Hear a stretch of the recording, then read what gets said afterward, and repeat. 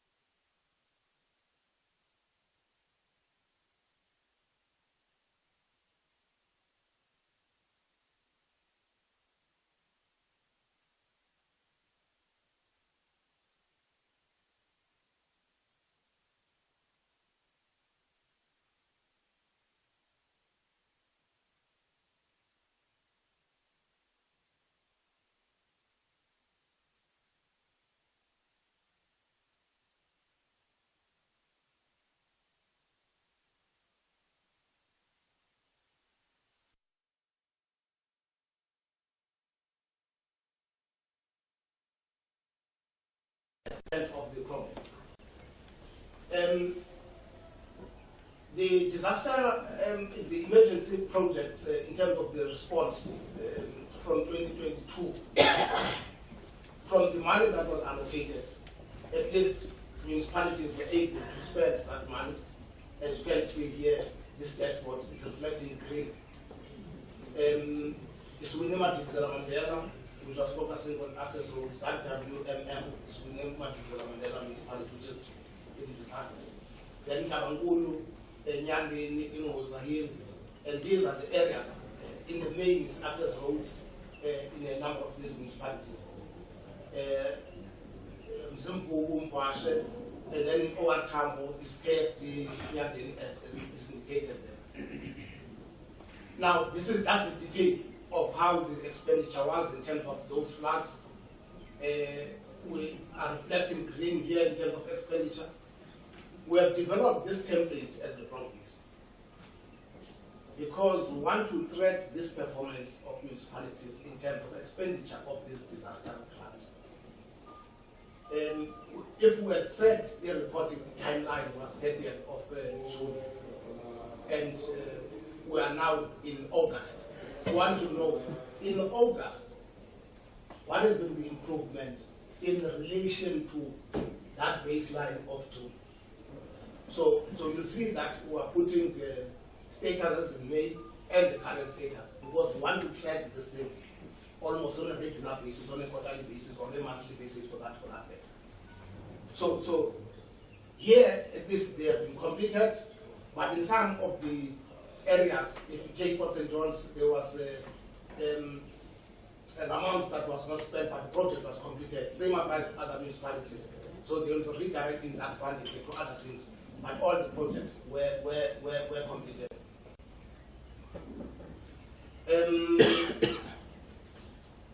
April floods, 2022, these are the areas that were affected.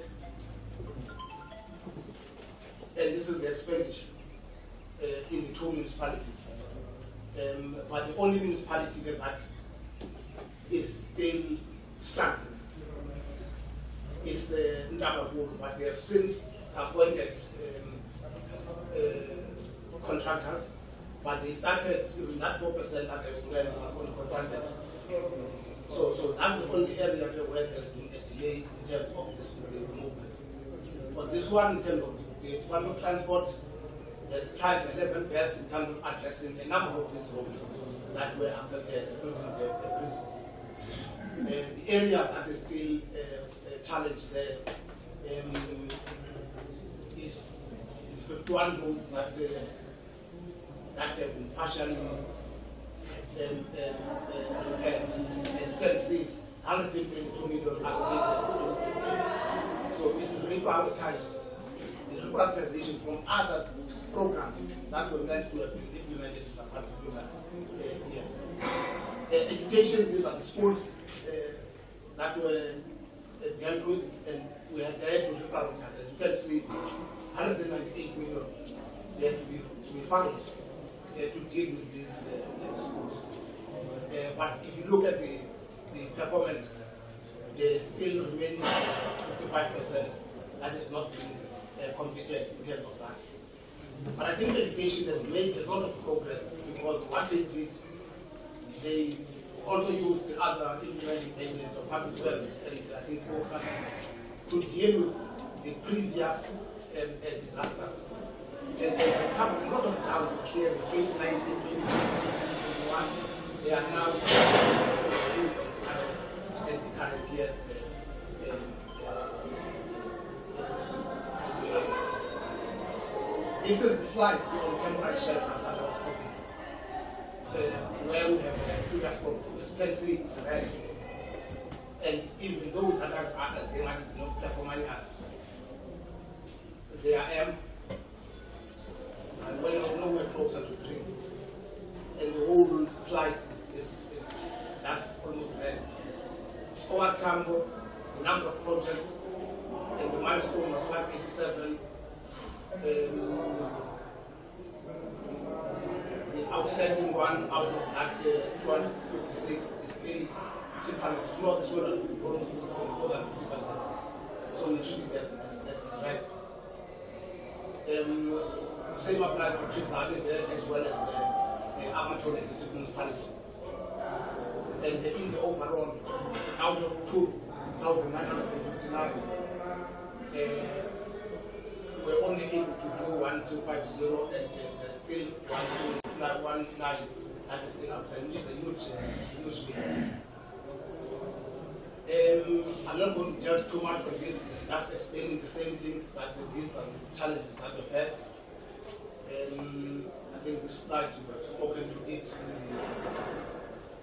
These are the just short-term interventions that we have put in place in terms of the various departments. This is DOT, it's your human settlements, so DSD and SASA. What is it that they've done, your SAPS and your DOE, as well as SNDF, the areas where they're creating quick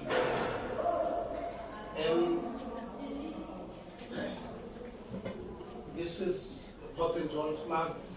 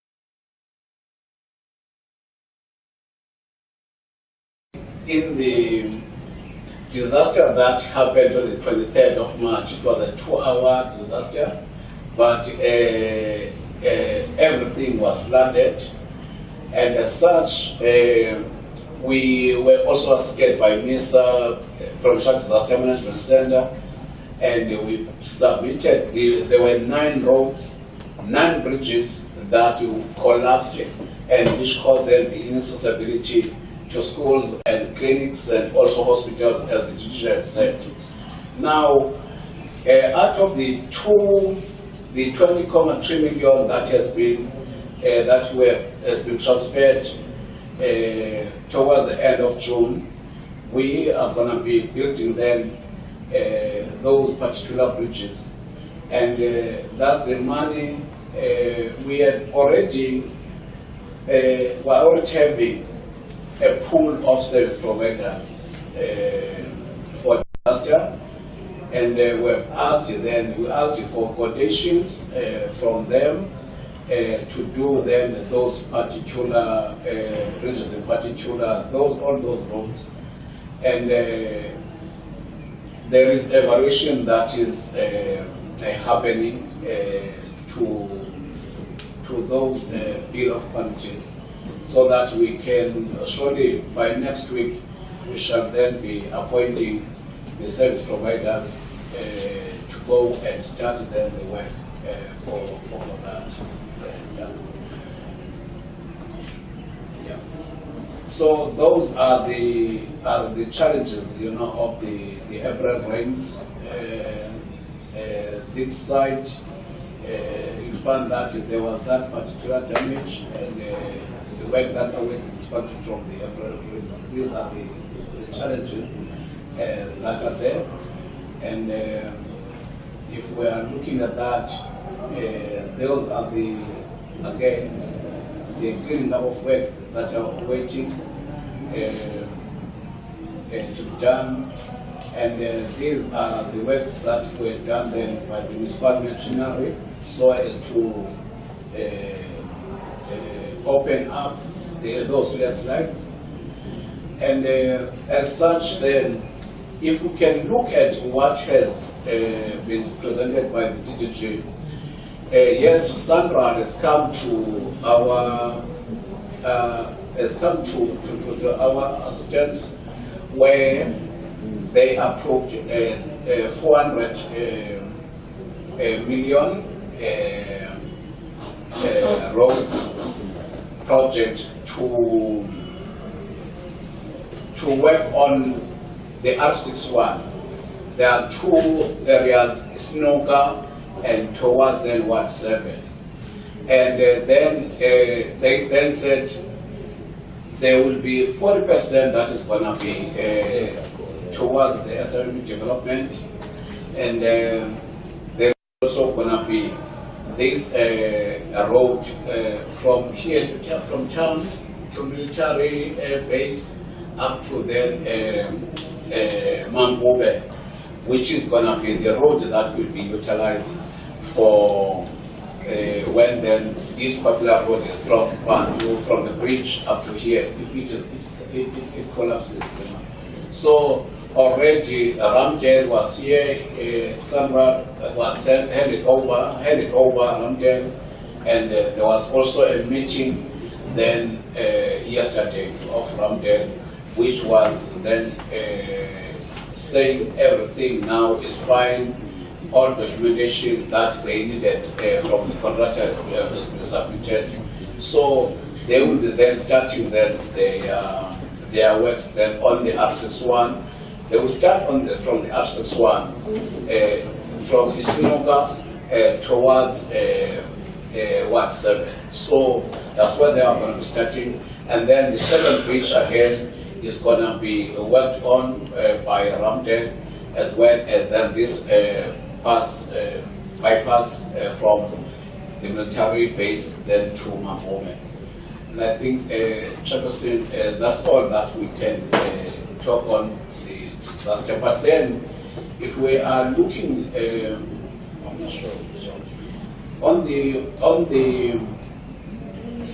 on the housing part of it, on the housing part of it, I think Mr. Kwasen, also the Honorable Acting Mayor, Honorable Councillor Kajo, did allude to the fact that these issues of housing, we allocated 320 temporary shelters from what was allocated by World Chamber, but only a few 69 temporary shelters that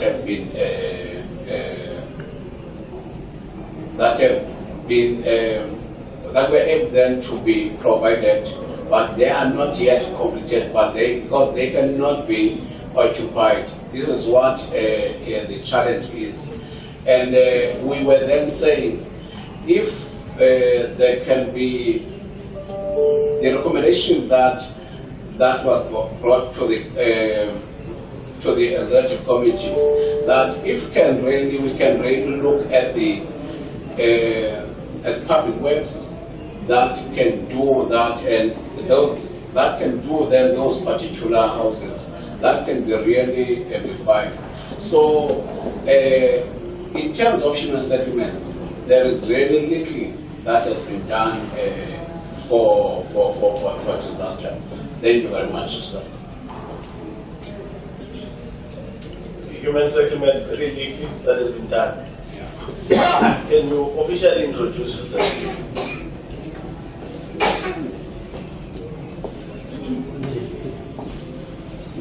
I'm sorry. Igama lami ngululeke afihlane. Municipal manager apha ekhaya. Municipal municipality. You will assist us with information during break when we're going to decide. What were you thinking was going to do what you efficiently done now? Because you're not part of this meeting. We had to have you kicking and screaming coming to this meeting. And you are in your municipality. Social development acting HOD. Any other thing that you want to raise the social development that you think we have to consider before we get to the deliberations? No, Chairperson, I think the DDG covered because social development, like all other departments, submit reports to COPLA, and so the DDG represented as well, Chairperson. Just to mention that the social development portfolio, social development and SASA are one of those institutions that must be there immediately the disaster happens. And so working with municipality Chairperson, we then, if there's a need for shelter, the municipality having provided shelter, we will then facilitate hot meals, because that's usually what is required on the first few days, and thereafter conduct assessments in the affected households, provide food parcels, working closely with SASA.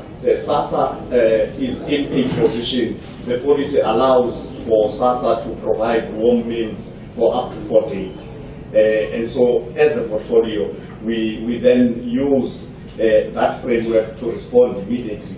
But the main, other than the warm meals and food parcels, the other critical role that social development plays, which is the commanding, is psychosocial support, which we provide immediately, especially if there are deaths.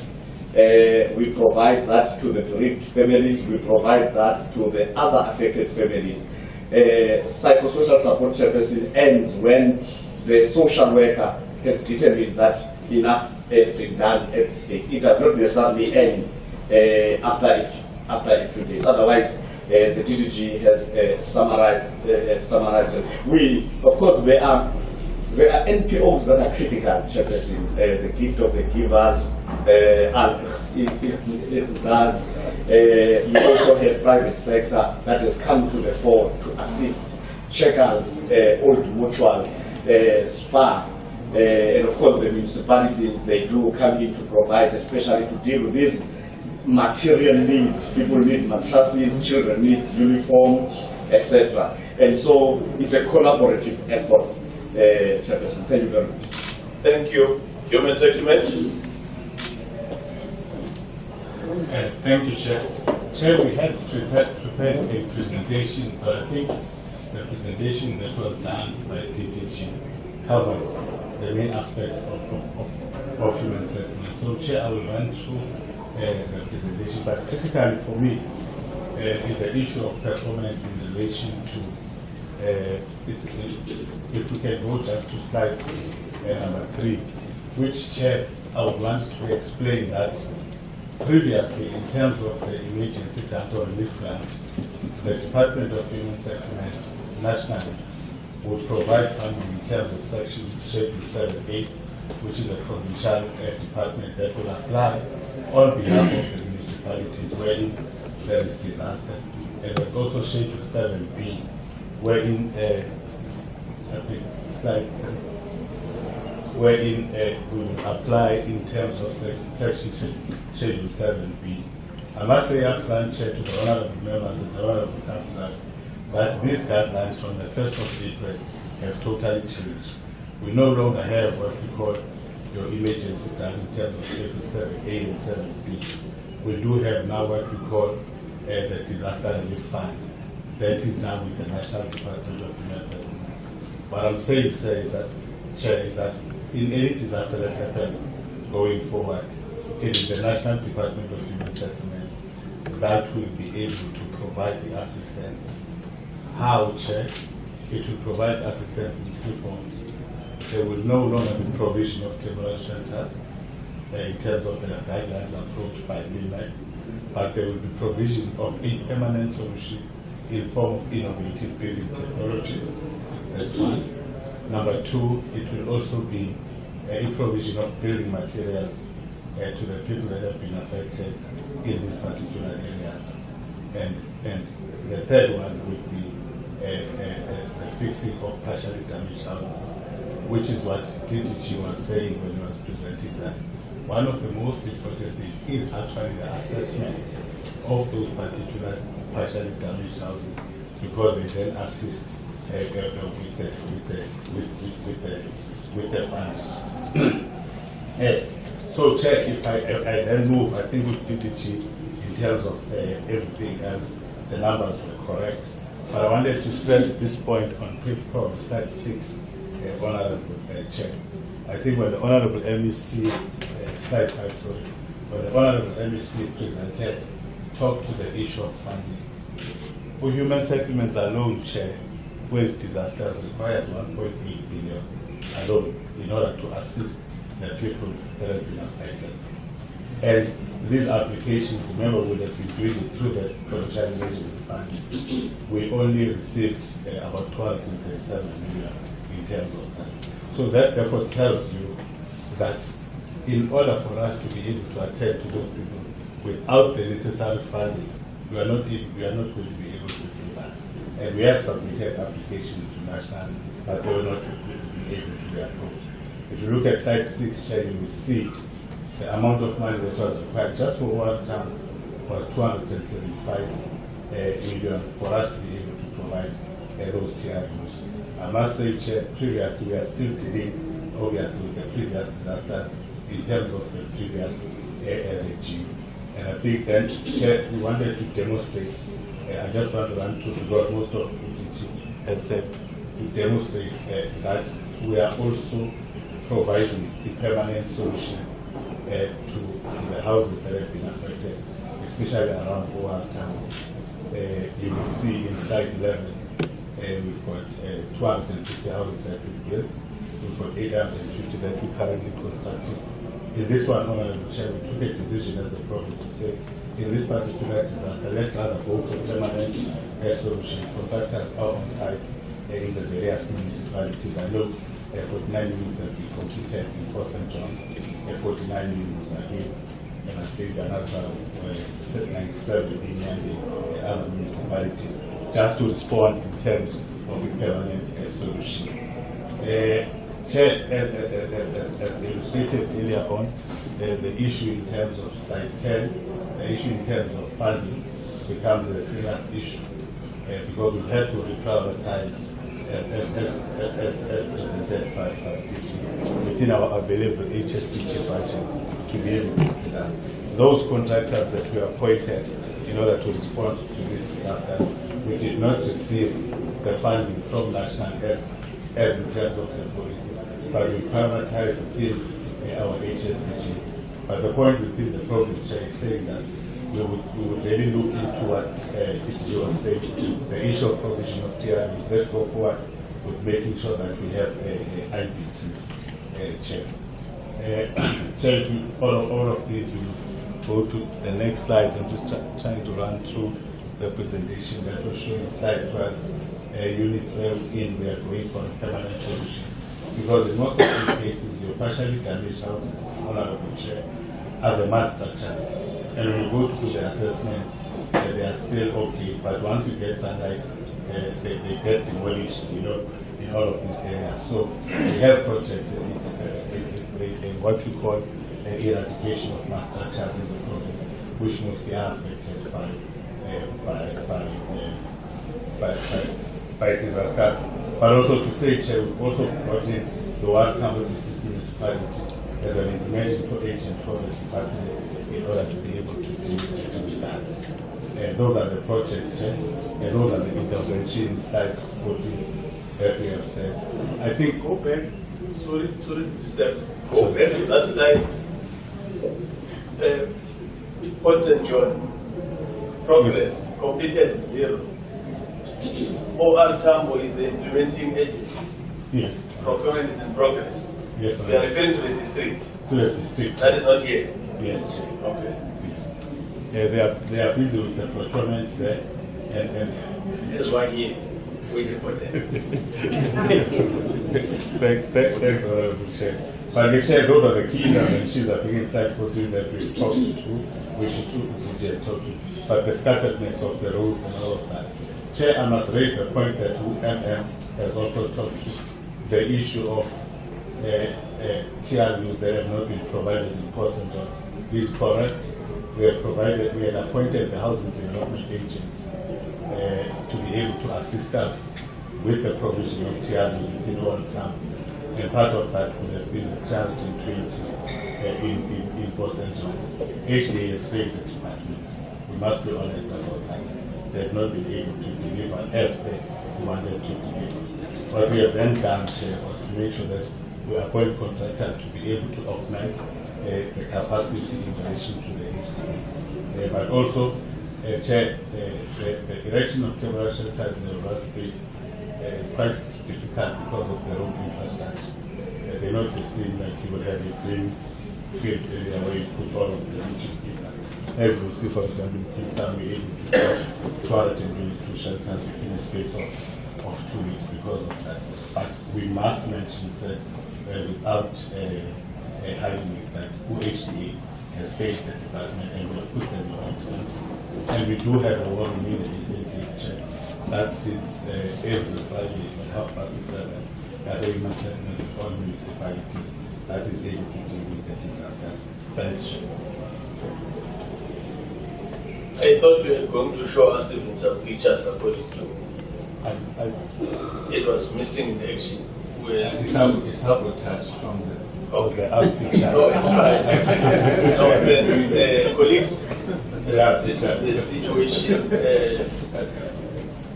I clarified that there were 2 colleagues that joined us. You can quickly introduce yourself. We acknowledge you are welcome. My brother, you can introduce yourself. The other one, the other side.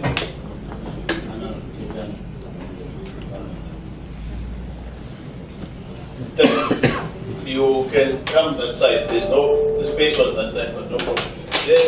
The other one there.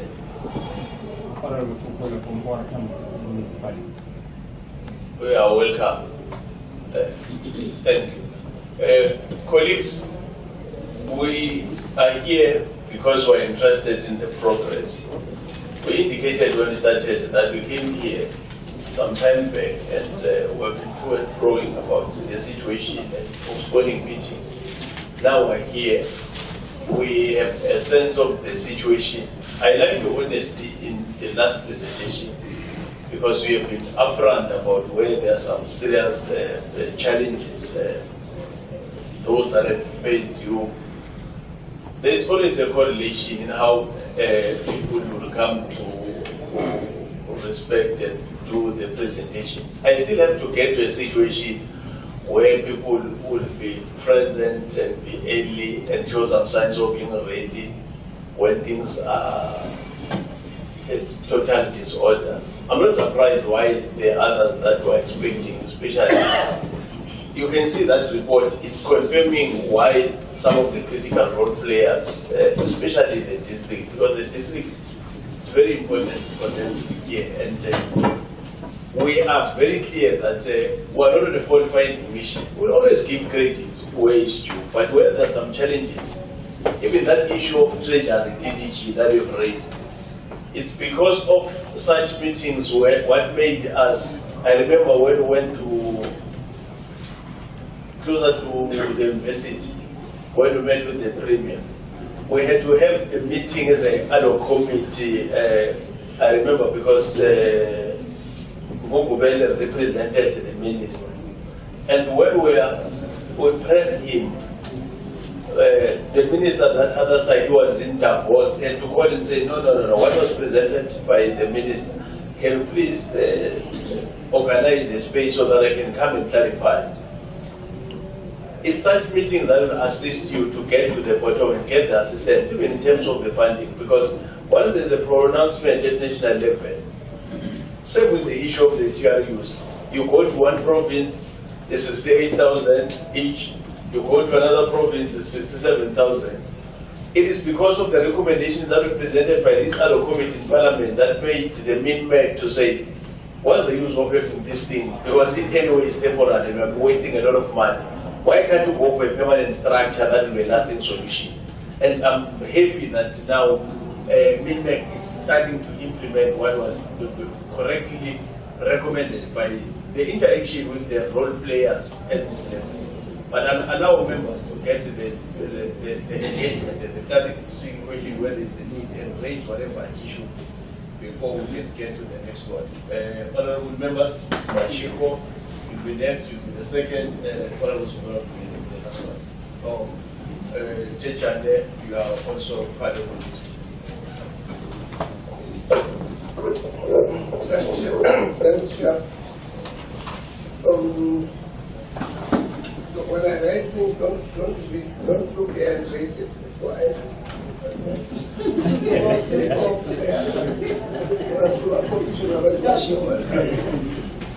No, Chair, welcome.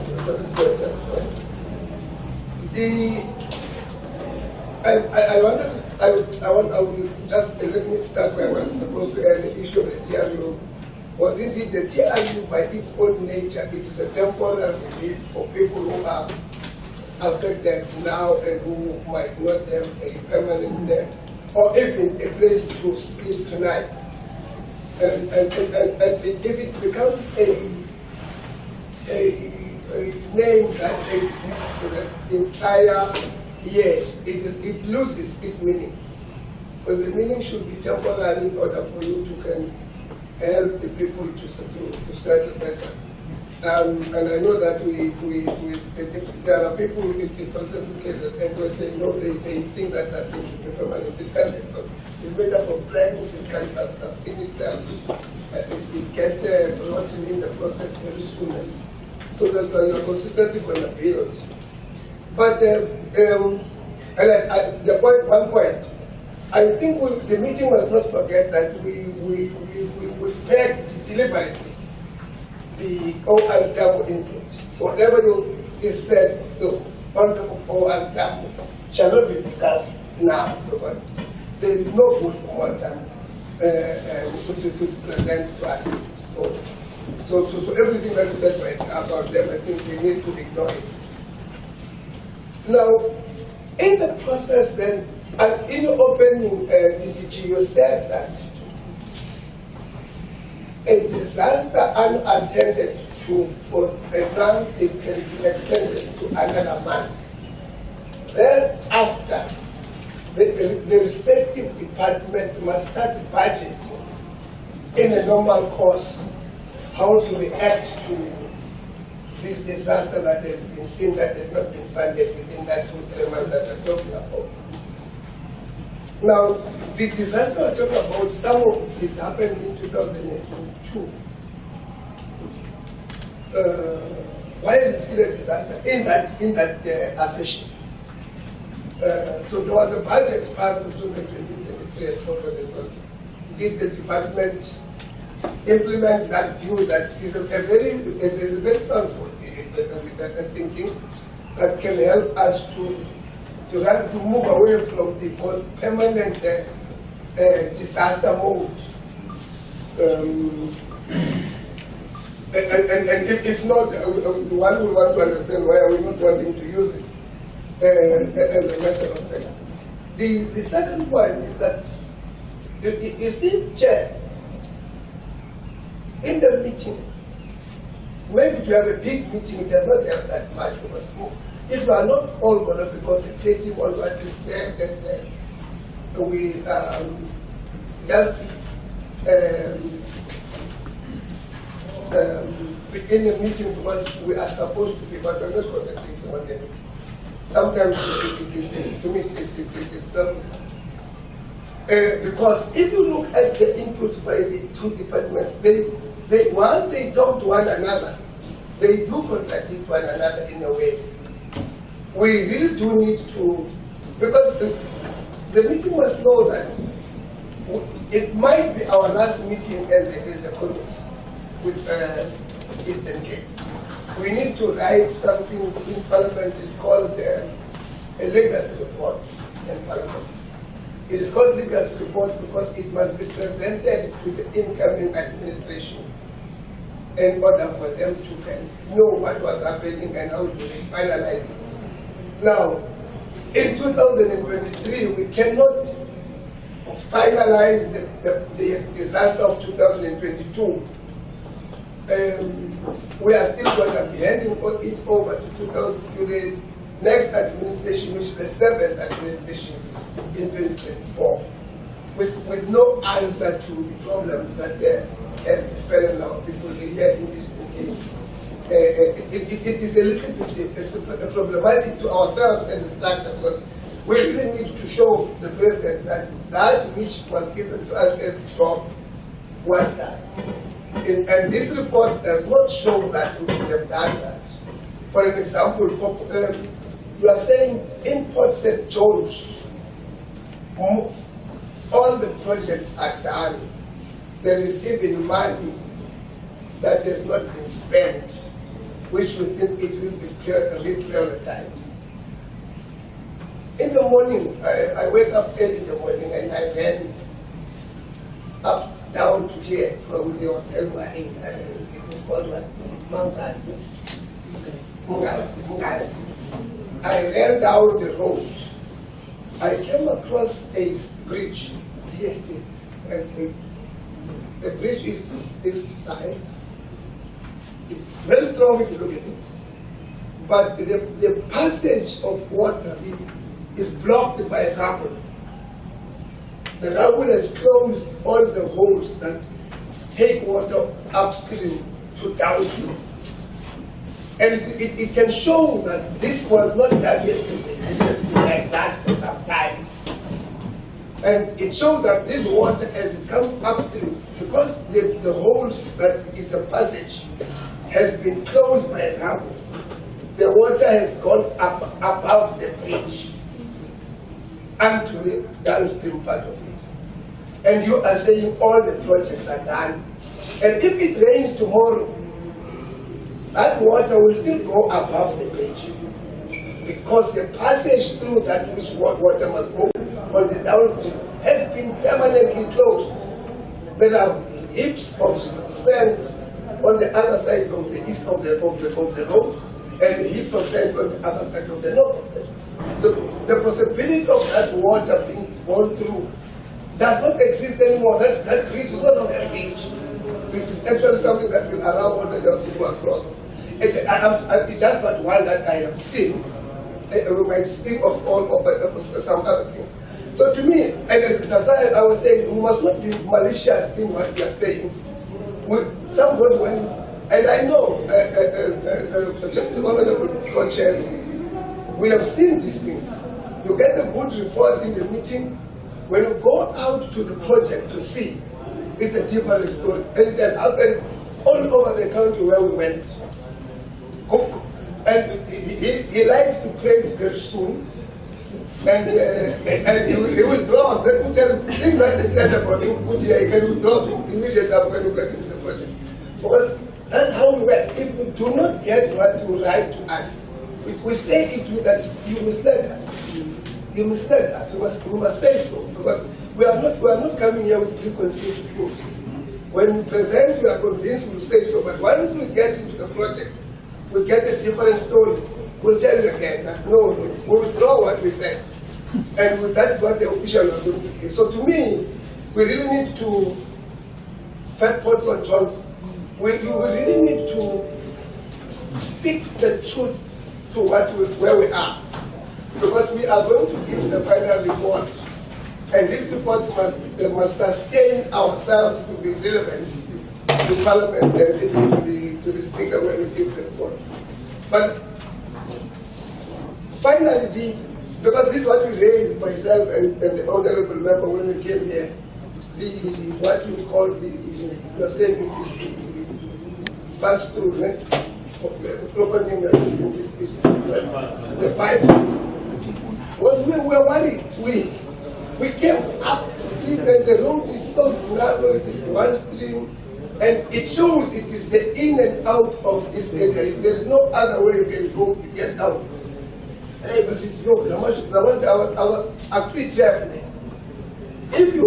somebody have been affected Kuzwala, Sizotin Kuzwala, I didn't get out, I can't turn around, you have to go one way.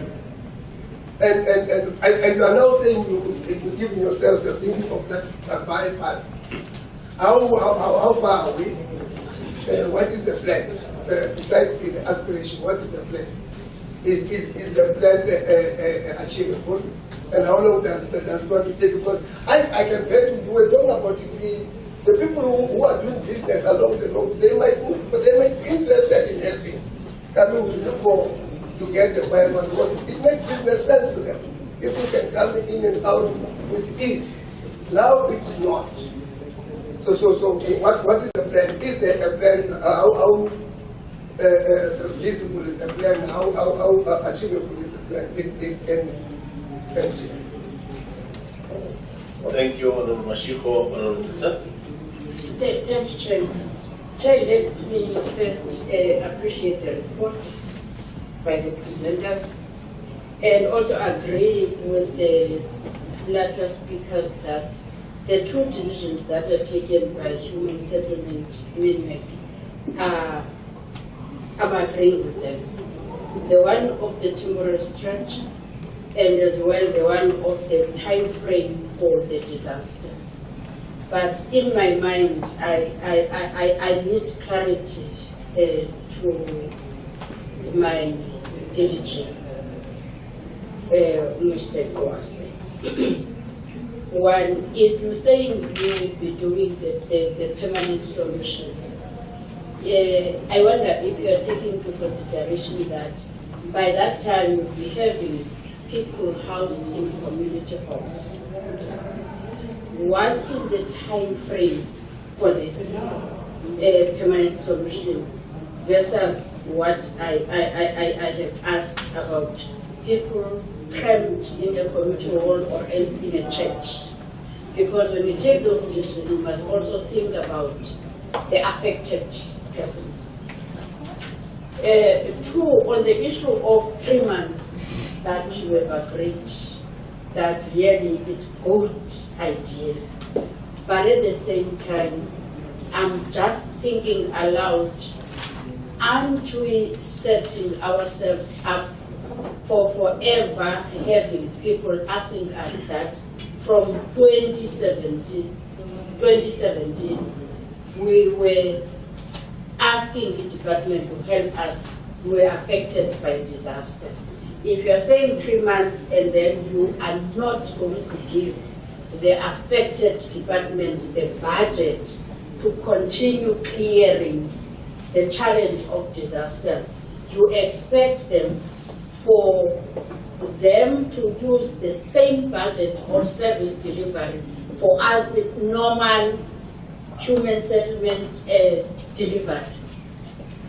And if you talk Department of Education, you are saying from this budget that is meant for the Department of Education to do the work that they are supposed to do. And on top of that, deal with the disaster.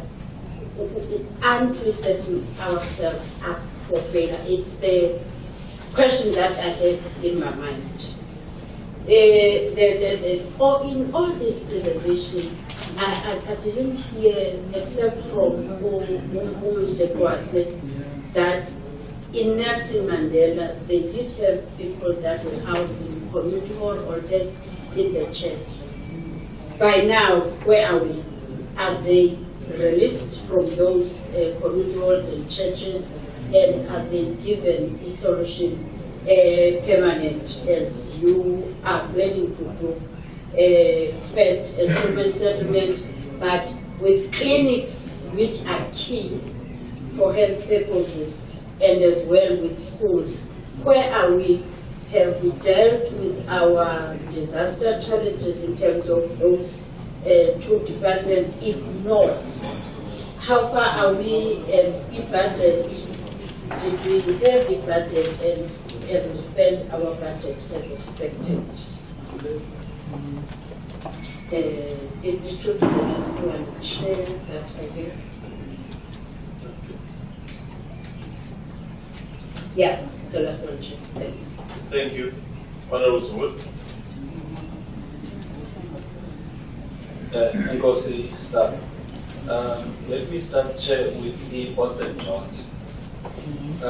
My view, Chair, is that a report needs to be comprehensive in that it must cover all of the elements of a disaster, to avoid a case whereby if it's not comprehensive, there's going to be important information that is not there.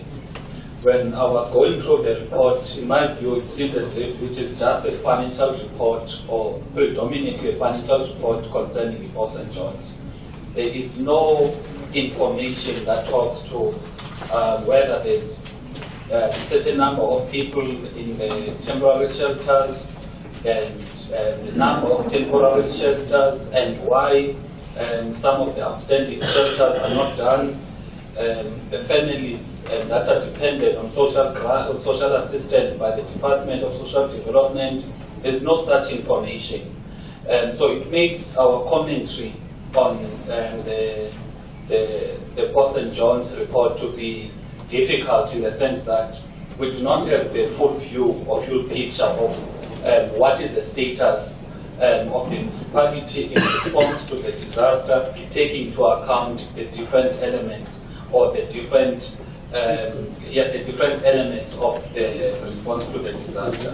On the last slide, there is what they talk about, which is the response to, or the plan, the short-term, long-term, and medium-term plans in response to the disaster.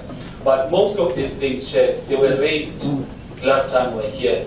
What is missing now is the timelines. What is missing is what has been done. Because it can't be that we come here in 2022, we are told that there is a long-term plan, which is to find a way of creating another access road to the town. And come 2023, we are told the exact same thing. There is nothing that says, from the time we are here, this is what we've said, or this is what we've done in order to get to that particular commitment. So that is the issues that we have, that I have on the St. John's report. Now, the provincial report, I think it was the second or third slide, which was talking about the previous disasters. I did not hear anything, particularly disasters from way back. I think the 2017, 2018, I did not have a sense to say because there were people that were affected there as per that particular slide. But according to the way forward, this is an action plan.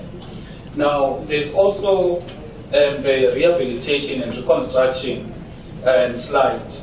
Now, I'm concerned, Chairperson, about Indabankolo because 96% is outstanding there. I want to find out why is there high levels of the response that is outstanding for Indabankolo. There's also the slides that talk to the outstanding shelters or Tambo and Amatol are very, very high. For example, Chair, Amatol, they've identified 721 outstanding shelters. In my understanding, that is to cater for abantu that lost their homes. But only 98 are done, 623 are outstanding. It becomes even worse, Alfred, so, because they've identified 691, only 59 are done, and 633 is outstanding. Now, the district engekoyo apha ile yona iwesikuzo zonke because they've identified 1,051 and only 22 shelters are there, temporary shelters, meaning 1029 shelters are still outstanding, which does not make sense. So how we need to understand, Jehovah, why is the delays of the shelters, temporary shelters, to respond to abantu, because nabantu abangenanga house of flag. So that is the concern I have on this one. Then the last one, Chair, last time we were here, the municipality raised the question or the issue of the disaster management, that it sits at a provincial level, sorry, at a district level. And at the district level, it was dysfunctional. So I would want to ask maybe Copter if there's been any intervention to make sure that the disaster management that sits at a district level has been ilungisiwe, and now we can talk about a functional disaster management that is able to respond. Because in the last time we had an engagement with the municipality, that was raised as something that is hindering their response. Thank you, Chair. Chair, Honorable Chair,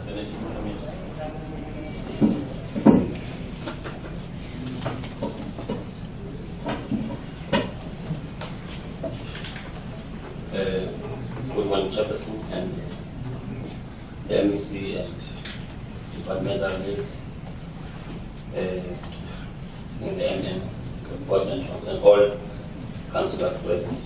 I arrived late, Chairperson. I'm not a member of this committee. I was asked to come and represent honorable member. Well, I arrived late, Chair. I will not have too much comments, but I'll just have a few things to raise. I was here when it happened in 2021. I think amongst many disasters, I visited Green Farm, which today is still the same and is inhabited. Well, if the reports that were presented here today were giving us progress as to what have you done to those people, but I do not hear nor see in some of the reports that were presented. So I want to align myself with what Honorable Sungula was saying, that we need progress report in this kind of meetings, not ideas on how we are going to do these things. Because if the committee had come in 2 years back and the situation is still the same, it means that nothing is happening. And there's no action, MEC, to those that are tasked with responsibilities of the actioning what was agreed upon. If you listen to the Person John's report, the MM says we asked for 107 million, if I'm not mistaken, and we allocated 13 million of that amount.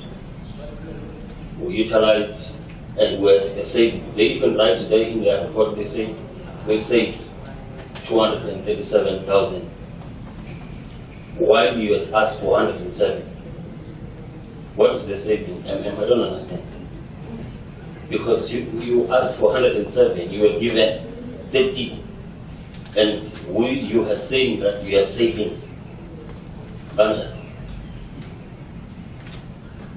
There's something wrong, whether at the departmental level or at the municipal level, because we can't always be blaming departments for some of these things. There could be another problem, that we are doing. If I'm correct on what I'm saying on 107 and that 33 million that you got, it means that there's something. It's either you just collected information from different municipalities, compiled it, and submitted to the department. You didn't know what was inside. Because if your municipality knew what was inside, they would have been able to utilize the last cent that was allocated. Because you had asked for more. There's a tendency, Chairperson of departments, I've noticed. I served in the provincial legislature of the Eastern Cape, and I'm now in the National Assembly. There's a tendency, Chair, of departments, when a committee comes, they come and present those ideas on this is what we are going to do. They forget in between the period you came and the next meeting that we were supposed to do A, B, C, and D. They remember when a letter that comes from Parliament and says you are expected to come and account to the Parliamentary Portfolio Committee in Port St. John's this day, they start remembering. And they say exactly what Human Settlement was saying. They say in terms of temporal structures, this is the decision we've taken. When was the decision taken? I agree, minimum decision was correct. But when was the decision taken? Why are we not implementing? Why are we waiting for this meeting for you to implement? Because agreeing to you that yes, we must never have temporal structures in terms of the minimum decision. But why are we reported about it, not implementation?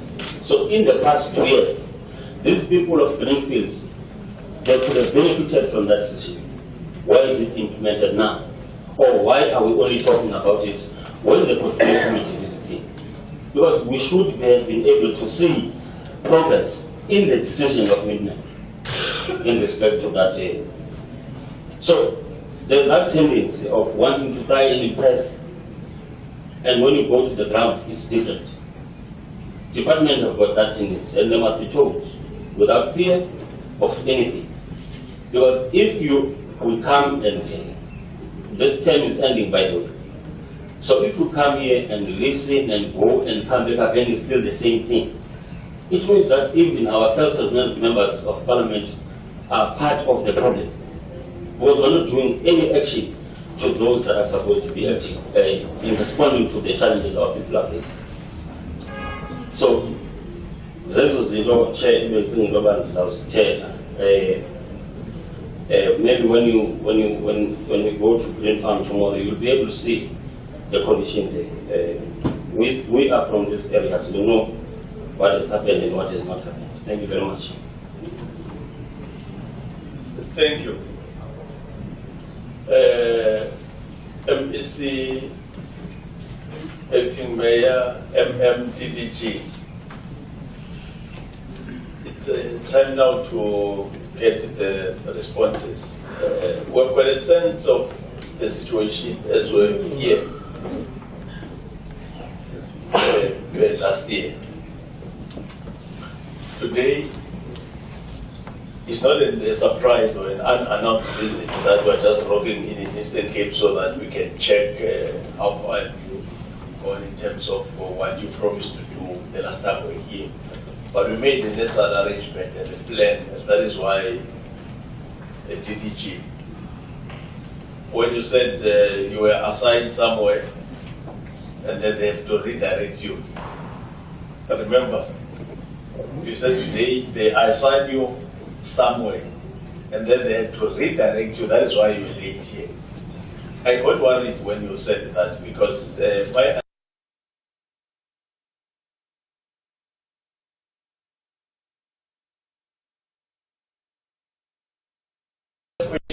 that I thought who assigned and who redirected. Probably it's different people. And then I felt sorry for you if it's different people, probably two different people. But if one person, maybe they forgot that there's this engagement here today. But the good part, colleagues, is that the program is structured in a way that we'll have this time of a boardroom, and then we'll get out of the boardroom to the site in the afternoon so that we can make sense, make a connection between what has been presented here and what is one side. Honorable Mashiko is very correct that my approach with issues, if you present something and I'm happy about it, I don't hesitate to comment you and give credit to issue. But if I go to the ground in the afternoon and I'm disappointed, then I'll change my views about everything.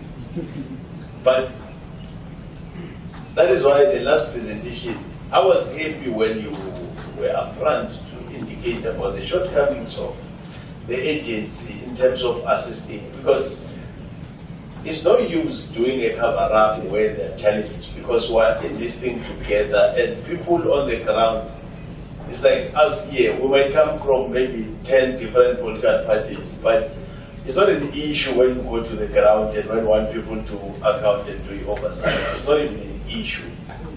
So I expect when you are responding, there's nothing wrong for you in dealing with the honorable members, as they've indicated that the last time we were here and now, the simplest presentation that, well, it's not for me to stop when I'm doing the presentation, to say, the last time we were here, we had 60%.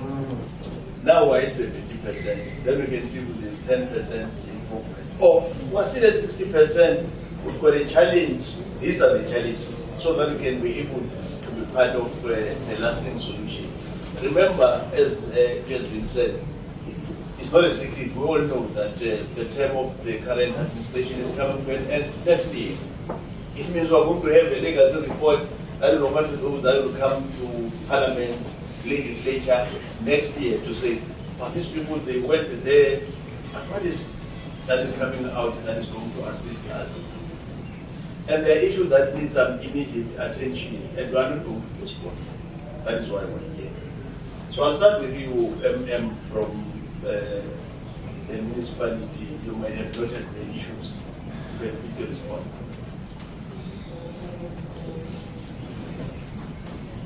Thank you, Honorable Chair. Yes, the last time that you were here, there were still the projects, which were 4 projects, were still on progress. They were not completed by that particular time. And I just wanted them to talk about this 237,000. As we are approved, to do 4 projects at 30.3 million. We embarked on procurement processes, and those projects were awarded. And in terms of the amount that they quoted, and as such, out of the 30.3 million, 237 could not then, is the balance out of that 30.3 million. And if we are looking, we do not have any other funds on which we can then utilize, can add on the 237,000. And as such, then, if this is a conditional grant, were to also apply to utilize this and by adding then on anything that we can arrange as a municipality. But surely we do not have other funds. We would not have other funds where we could add the 237,000, that we have. So the second thing that we can have, yes, I've we have had then the comprehensive report, and surely we knew that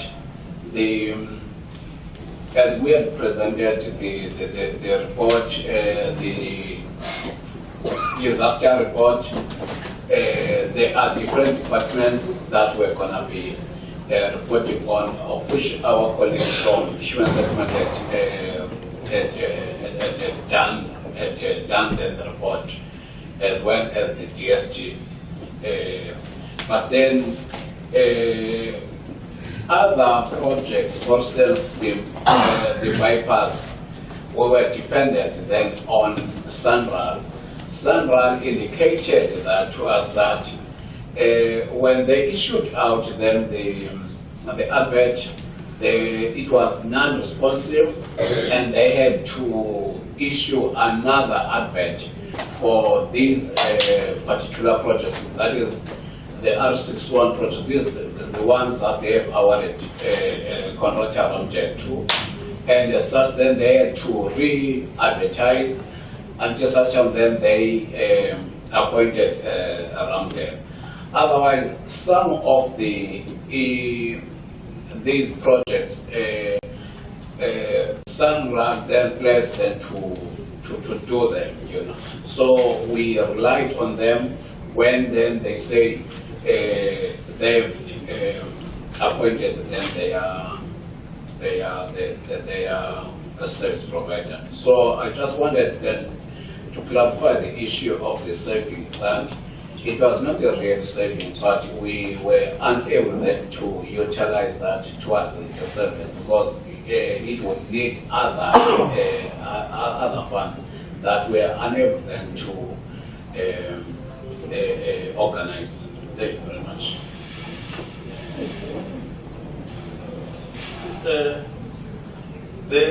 The other issue that was recommended by the Ad Hoc Committee the last time we were here is the providing of people living in Guano Nyevu, so that informal settlement, so that they can get the necessary assistance.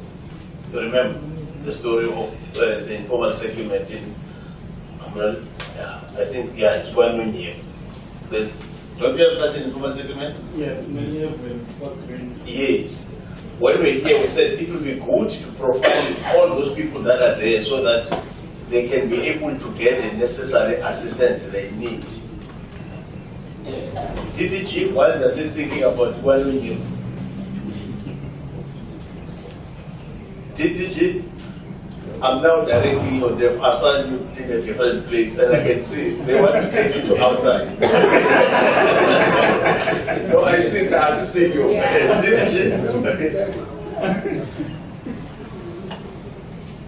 No, thanks, Chair. No, Chair, there are a number of activities that I'm involved in, and one is the MBs of the union. So I've assigned that with the hope that other colleagues that are working together from COPTA will be available today for this meeting. But we only discovered yesterday that they are not going to be available, and therefore it will not be good not to have senior officials as part of this meeting. So hence I had to move from that one overnight to be directed to be coming to this side. The HOD of community safety is lambasting me that side for not pitching up in that meeting. I feel sorry for you. No, thanks, Chair.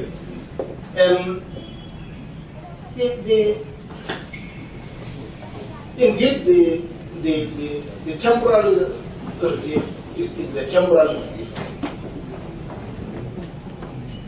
And it also depends on the situation. Like in some areas, you find that the home has been completely destroyed, and therefore those people must be shifted to a temporary arrangement, whether it's a hall or whatever. and then a temporary arrangement, because people cannot live in those conditions in groups, big groups in a hall forever. And there must be an immediate intervention.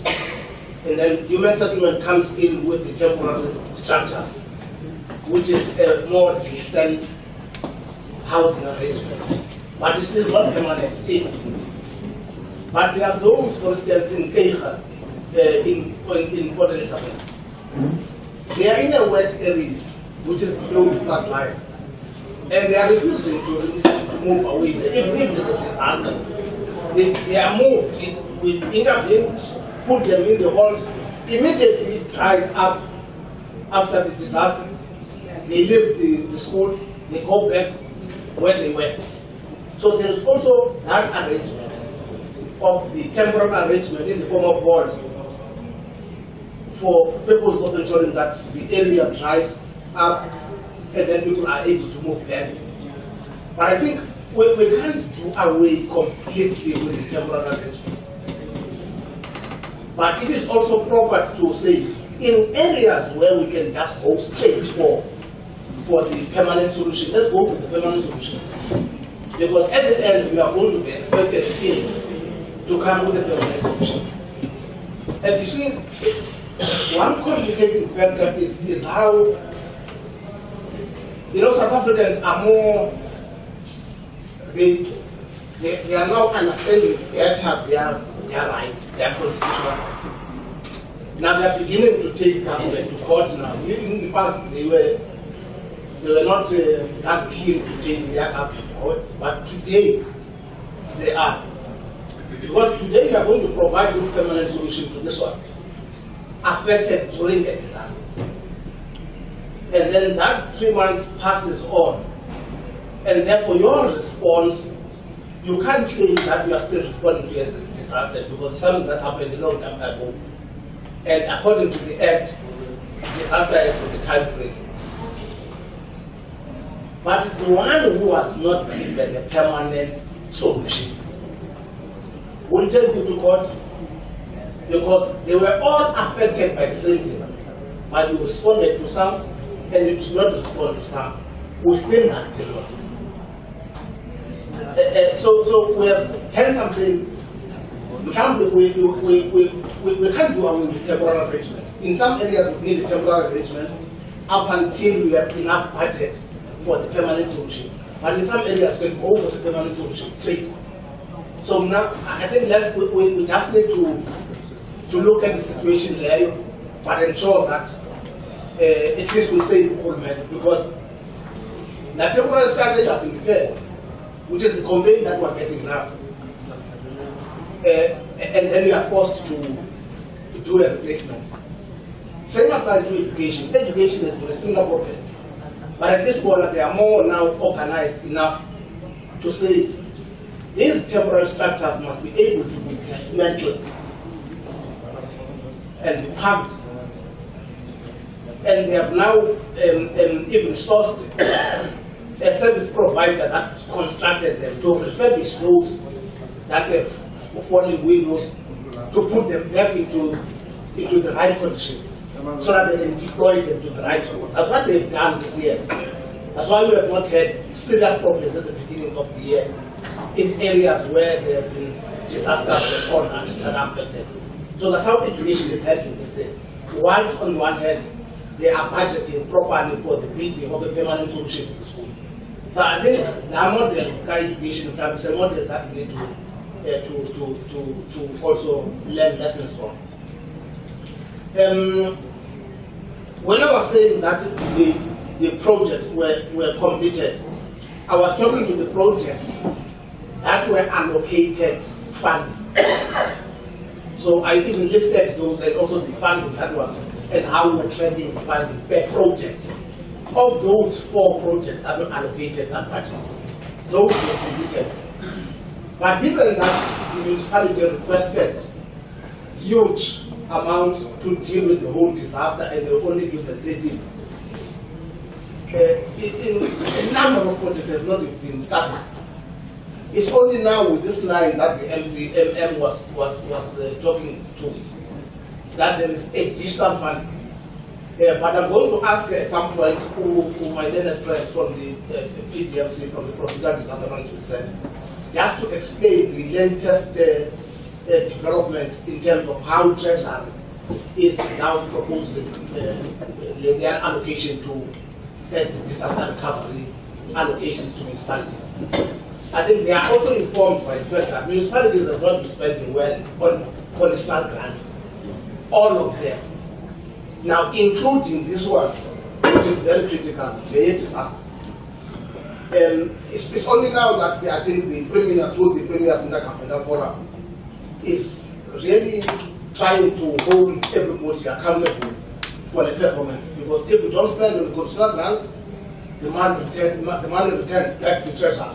When you say it's only now, what do you mean? This week, last week? No, not last week. I think spent from last year, we've been focusing on this thing. Now, in the Premier's Intergovernmental Forum, with MSCs and all mayors and MMs, there's always a report on a quarterly basis of the performance of municipalities in terms of the conditional grants presented by Treasury all the time. And it's not reflected, it has not been reflected good. And we've put a lot of effort to ensure that we correct that. At the beginning, when I started, I said, we then decided to have 5 support programs to look at. One of them is improve the performance of spending on conditional grants. The second one is on service delivery and governance. The third one is on audit outcomes. The fourth one is on the disaster. The fifth one is on the debts owed to municipalities and debts owed by the municipality, either to ESCOM or to HGSA and so on and so forth. And debts owed by departments to the municipality. So we have a work stream that focuses on that one to ensure that we deal with the problems, bottlenecks in that. Let me assist so that we can stick to the 1 o'clock. We want to go to the project this afternoon. You know, all these people, MEC, TTG, active men, that were behind that said, no, Parliament, except these members. They are a very efficient, effective team from Parliament. They are researchers. So, all this information, we do have it. They've compiled the details of their own understanding out of a research point of view, the situation. And when we're engaging, it's assisting, like now, after the questions, it's then that we're getting to the serious details and understand the challenges. That is why we are calling somebody from the Provincial Disaster Management Center so that he can assist us. We're not confused, we're very clear about the situation. It's simple to acknowledge where there's this weakness is. You know, the national, when I talked about you're even looking at is there anything like that? And then I was confirming to you. You can see that it's because we were here. And the National Disaster Management Center, they gave us a report. We even engaged AG to say no. The municipality was given 13.3 million. And we have that information. And when we're here, we're supposed to get from you, out of this 13.3 million, we're able to do this and that. We might find that we haven't even spent a cent. And we're getting a cent, we're not even getting that assistance. So we want to have a lasting solution. And we are correct, DTG. You can't just say we're going to do away with temporary shelters because there are some situations where there will be that need. But now we do have a sense, MEC, Speaker, Chief Whip, and everybody present about the situation. We're not going to stop the engagement, we're going to the ground, and once we're there with the project, there's nothing stopping us because now we've got the evidence in front of us and we're talking about project. But I'll allow you, my brother, to explain the part that DTG said you can explain. Get to that part.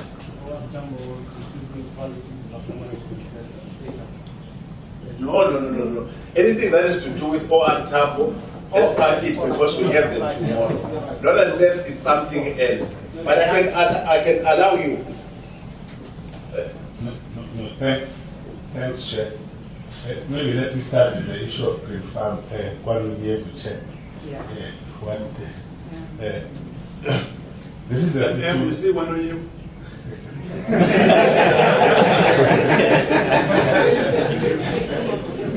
Chair, as you know, this is an informal settlement, both of them. Category is category C informal settlements. What does category C informal settlement mean? That those people cannot stay there. In fact, there is a constitutional judgment outside of St. John, and base government to say these people must be moved immediately because it's a threat to their lives.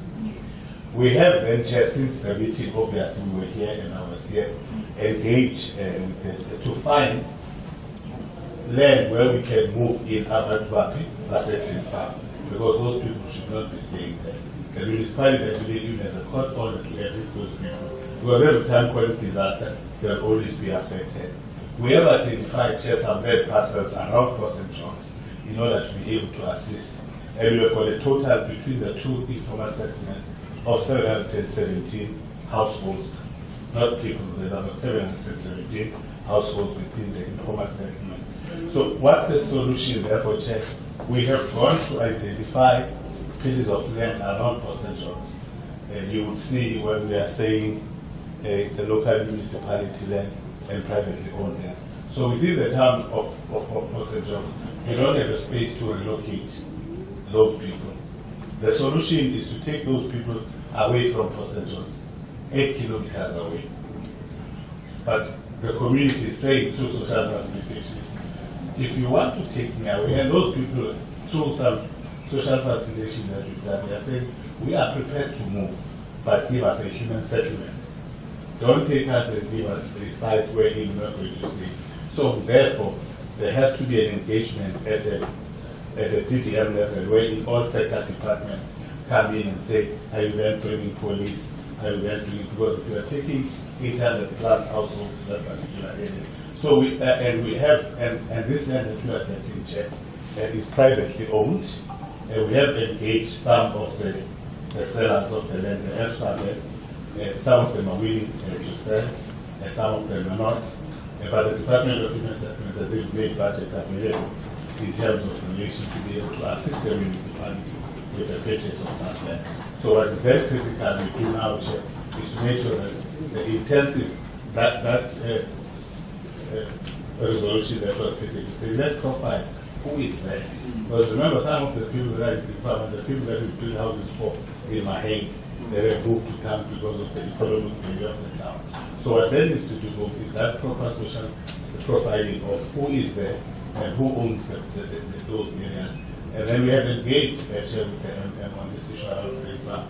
And we are very decisive that if those people need to move, we need to move them. But we must then provide them with services wherever we are taking them to. And I think it's an opportunity for us as a department and as a local human settlement, where we start a settlement afresh, where it's not only RTP houses, everything is there. And I think that's an opportunity that we have. We just need to convince people that 8 kilometers from town is not such a bad place to move in, but I think we then provide the social services to those to that particular sector. Chair, there was a question that was asked by one of you. We don't support this issue of mass care centers because experience in Etegulu municipality, it's where people were raped, there was crime that was happening. And in most cases, this is affected by urban spaces. Hence, therefore, we are saying the word is no longer temporary shelter, it's a temporary relocation unit, so that we can be able to say, we are building this TRU area so that people can move in while we are providing the permanent solution, so that we can use, so that it can also be used in another case of disaster. So that's where we are going in terms of government in relation to that. So that those people, because even if you go to Queenstown, we recently had people, and because we had an area, we were able to build a TRU area 222 sites within the space of office.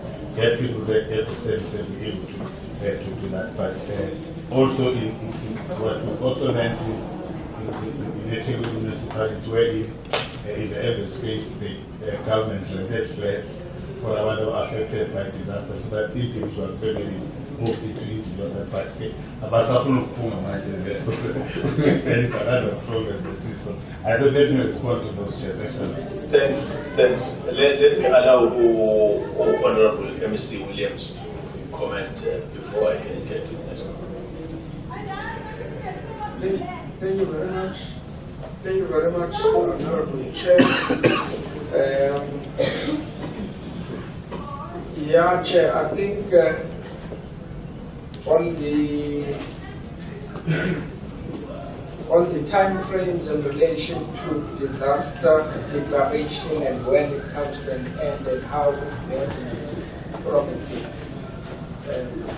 I think the Parliament may have to look into that, because we normally facilitate the declaration and assessments are made, but when they're supposed to respond to it, Treasury does not give out funding. Now there are provincial priorities to attend to our backlog infrastructure. So we've got plans, clear plans as a province with various departments and municipalities. If disaster strikes, we have to defocus on our plans, respond to the disaster. Now it means we are going forward, backwards, and it's quite a serious matter that we need to be looking into. Indeed, Honorable Zongula, you go to some of those communities that were affected since 2013, you'll get the people still complaining that you did not attend to disaster. So these are matters, some of them are services that should be delivered either by the district or provincial government in various departments. So it's a matter that we need to clean it out, working in the disaster center and coordinating all government efforts to ensure that we respond to all this. The Nelson Mandela, Honorable Minister, those people, in Nelson Mandela, the flood in there, some of the floods that we experienced are self-created. Government constructs houses in Nelson Mandela, Walmer Township. Houses are there, but there are no streets. And flooding comes because the streets have not been made and constructed properly. Then the uneven street floods all the new houses that have been developed. So in such instances, we then were quick to say, okay, municipality, attend to roads construction so that the roads can be drivable and all that. And immediately those people that were relocated to all go back home. So in most of those cases, people went back home around Nelson. Yeah, the green farm issue, I was concerned when the FM seemed not to understand. I think, Chair, when the President visited, we were clear, the King was also here. Then the President said to the King, please allocate land to these people. And the King said, that can be done. So if human settlements is moving on that, that's well and good, because those people must be moved away from there, lest we always responding to those issues.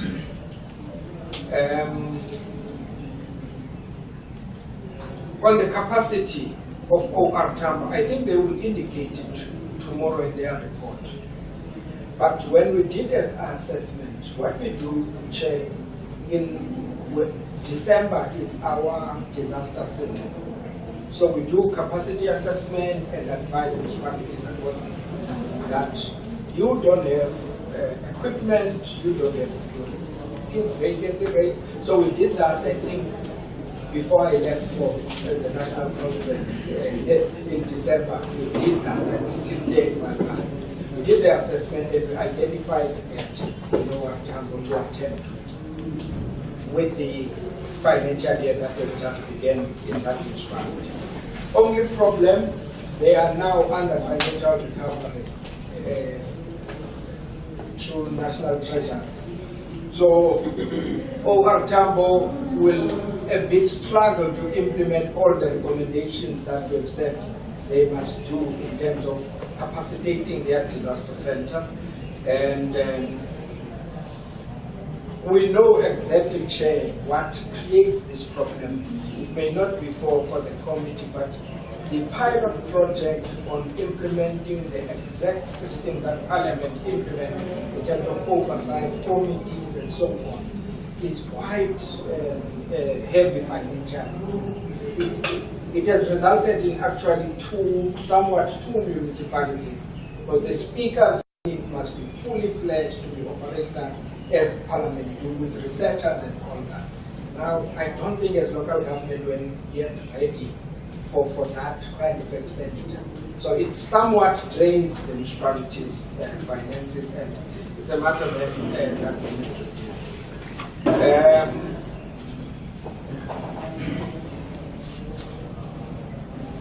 I think the DDG has not covered well, Chair, this issue of the bypass, because it's something that we said Sandra must really work on in the roads that we are giving to Sandra. Work on this thing so that we can have a strategy. But the bigger, the macro issue that we need to resolve through the presidential intervention in this area is whether do we want to keep St. John's here as a town, or do we want to relocate it somewhere? Because in our projections is that this town in 2050 will be fully underwater. It's a matter that we need to engage with all the stakeholders of St. John so that there's agreement whether to relocate the town, or like Egypt, we then introduce special infrastructure strategies to try and prevent water from the sea, from the Umzimbubu River from getting into the side of the town. So those are long-term strategies, and we've made an assessment of that as we prepare for the Eastern Seaboard, because this will be the eye of the Eastern Seaboard from KZN to here. So Port St. John is one of those critical towns. So thank you very much, Chair, for the opportunity. Thank you, Speaker. Colleagues, don't be worried about issues that have not been attended. We still have an opportunity to go to the sites, and we're still going to engage.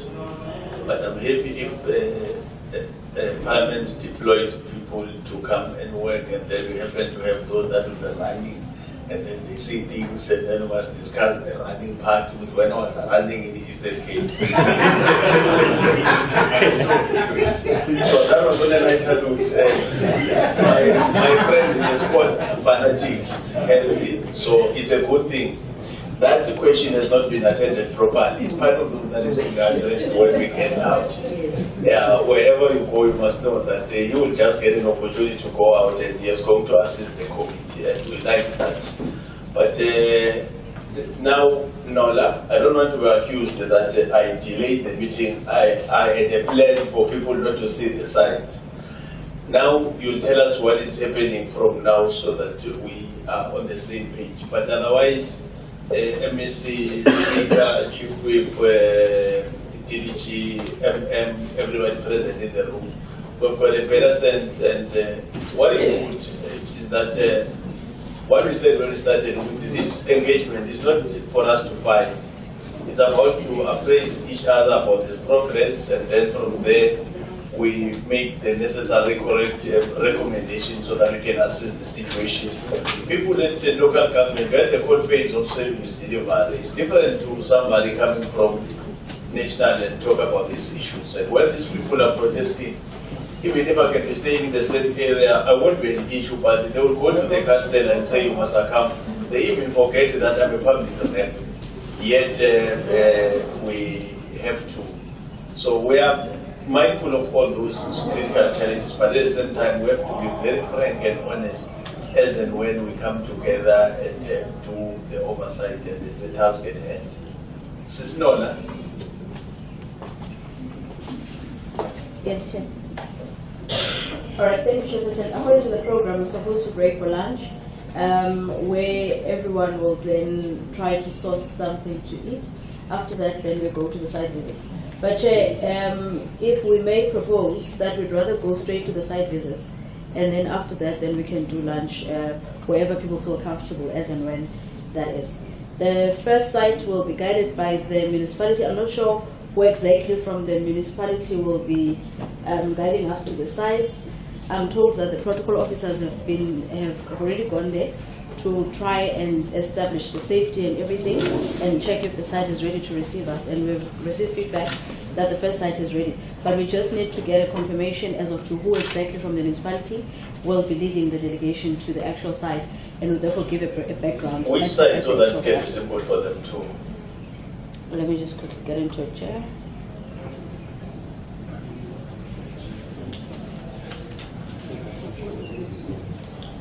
All right, the first site is the collapsed road surface. That's R191 and TR307. I'm not sure if anyone knows where that is exactly.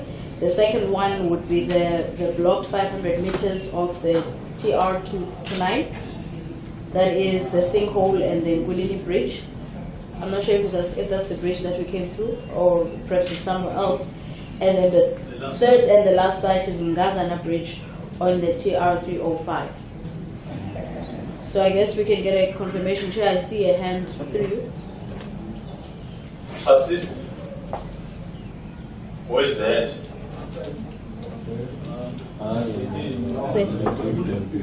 Oh, Bezolu. Okay, no, we'll get okay, please assist and have a person that will be leading us. You know the route.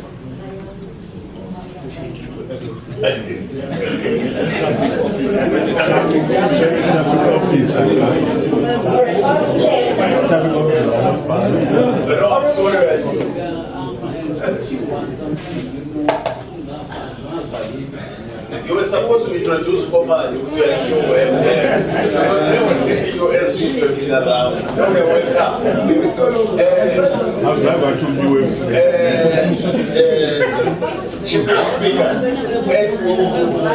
yeah. But this thing of us when we're getting to areas and to say people, this kind of not a big it's like we're fighting. No, we're ready. Let's get out. They'll guide us to go to the site. If we finish early, it's still fine, it's proper, then we can have that late lunch informal engagement. But the sooner the better for all of us. But we're guide us, we're getting out, and then have the car that is leading us to places. Thank you, Chair. We'll be following the staff officials. I think our coordinators have already made arrangements. I'm not sure if everybody should follow the same convoy because then the roads are small. So maybe whoever gets full, we're able to travel straight to the first site. So we can all convey to them.